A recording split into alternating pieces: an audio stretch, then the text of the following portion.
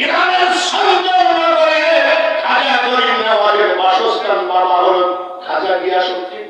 ওইখান থেকে হাঁটতে হাঁটতে কাবা শরীফে রওনা দিয়েছে।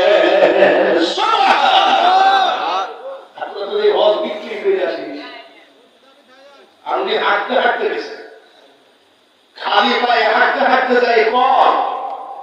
আমারে আমি তো তোমার কাছে আসি নাই, তোমার মালিক কোথায়? সুবহানাল্লাহ। চাকরি হজ আর বাতিল হজ কাকে বলে? আমার বউ জিজ্ঞেস করে তুমি হজে আসবাদে কয়বার সময় দিস? কাবা শরীফের গিলাফ চোখে পানি ভর্তি করে দিয়েছি। আর খাজা মঈনুদ্দিন চিশতি দেই বসে, কাবারে আমি তো তোমাকে চাই না, তোমার মালিক সুবহানাল্লাহ।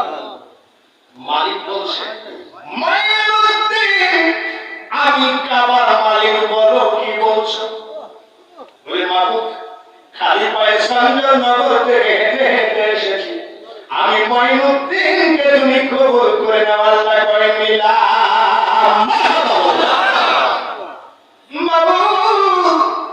আমার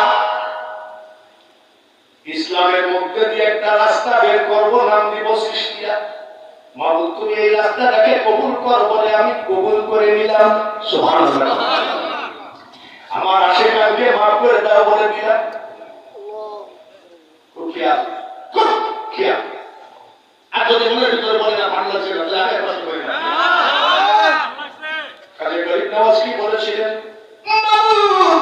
রুহানি জগতে, আত্মার জগতে আমার যত আশিক থাকবে তাদেরকেও আপনি মাফ করে দেন। আমরা আত্মার জগতের মানুষ, আমরা খাজাকে দেখছি আগে, আমরা খাজাকে দেখি নাই নামের পাগল। আমরা আত্মার জগতে ছিলাম, যারা খাজাকে দেখে বায়াত হয়েছে তারা আত্মার জগতের না দুনিয়াবি জগতের। আত্মার জগৎ বলতে বলবো আর একটু দেবো।